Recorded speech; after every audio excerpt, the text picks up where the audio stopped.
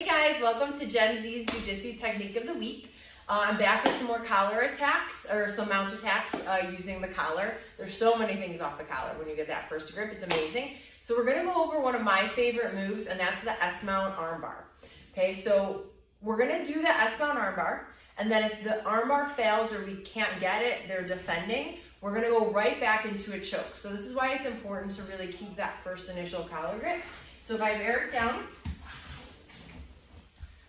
poor Eric's been getting choked a lot for these tutorials. Shift back, perfect. Okay, so we're here in our position. Same kind of thing. I'm always trying to open up this lapel so that I can guide my first grip in. I do this a lot from bottom closed guard as well. I'm always using that assist. It's gonna be a way to really hold that lapel taut and slide that grip in. So now that I'm here, right, sliding in, boom, I get my grip.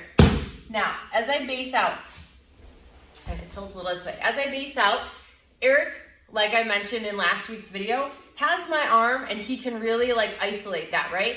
But as he does that, he's gonna be bringing his elbow in so that I can't get my arm back, okay? When he brings his elbow in, it's gonna give me a little bit more space to be able to shift up into an S-mount position.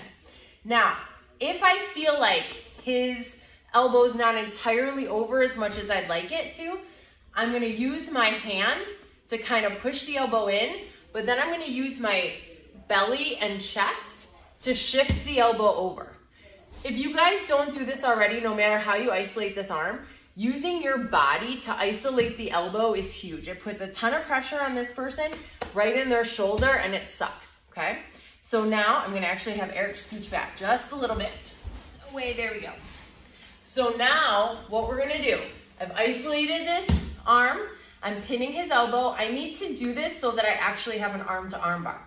Hand comes up above the head and I'm gonna slide all the way into my S-mount. My knee is on top of his head so he can't square back up, okay? I still have the collar grip. I'm heavy with my hamstring. Now, this arm is gonna come in, grab the elbow. Okay, I'm gonna pull this up to make space to windshield wiper. I wanna bring my knee pit, I love it, knee pit behind the armpit. I wanna get up nice and high. This should be like a Lego piece so it locks in. This is gonna be super, super heavy. I'm on his diaphragm, it's so much pressure. I'm not on his hips. I'm gonna be less heavy there. So now I'm gonna come in, grab the armbar arm, the arm closest to my hips. If I get both, that's great, but I at least need this one. I'm gonna reach for my shoulder or my lapel, right by the ankle, so by his wrist. My elbow pit is coming to his wrist. I grip. Now, super important. Once I have the arm, I will let go of this collar grip. I need to transition my weight. All my weight shifts on top of him and into my hand by his hip. This now makes this leg light.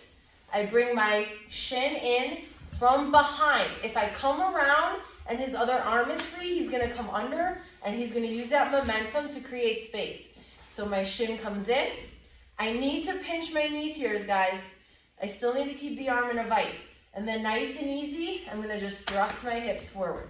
I wanna stay on top to finish this choke, or this arm bar. Sorry, I'm thinking all about chokes. We're gonna talk about that next. But it's super, super tight when I can finish it on top. Classic S-mount arm bar. Okay, if I fall back, I could still finish, but then there's a lot of space and it's a little bit more of a scramble. So, same thing if I'm here. I've got this position. I've got this first grip. This is where it's gonna come in handy, right? I'm shifting to S-mount. I'm pulling the elbow up, getting that knee pit locked in place to his armpit. And now I'm coming in and trying to get the arm. He starts defending and bringing the arm down. As he does that, he's gonna bring my hand with him. Okay, so I'm gonna use more of a karate chop on this one. I could also go thumb in, but it's probably gonna be easier to just chop the pinky next to the head. I need to make connection with the neck so that I feel like I'm in a good place to get my forefinger grip. If I'm on the shoulder, that's not gonna be enough pressure and tight enough. So I wanna land right by his neck. I'm gonna get my forefinger grip. I might shift back a touch. And now, if my forearm's over his face, don't be an ass to your training partner. You're gonna finagle, right? Posted choke's not gonna work as well. I want to get my forearm right on his carotid. Okay, I'm going to pull the initial grip towards me, okay, and down, kind of elbow towards my leg, and then I'm going to drop my elbow on top towards my hip and towards the mat. Okay, so this is just a variation of like a frame choke. I'm pulling, I'm anchoring on the grip, I'm getting under the chin, and then I'm dropping. Perfect. So we've got our options of our S-mount armbar there. We've got a choke if they start defending. So that first grip is super, super important. We've got lots of other places we can go. I'll show some of those in the future, but I hope you guys enjoy. Leave any questions below. See you next week. Thanks, Eric. Bye.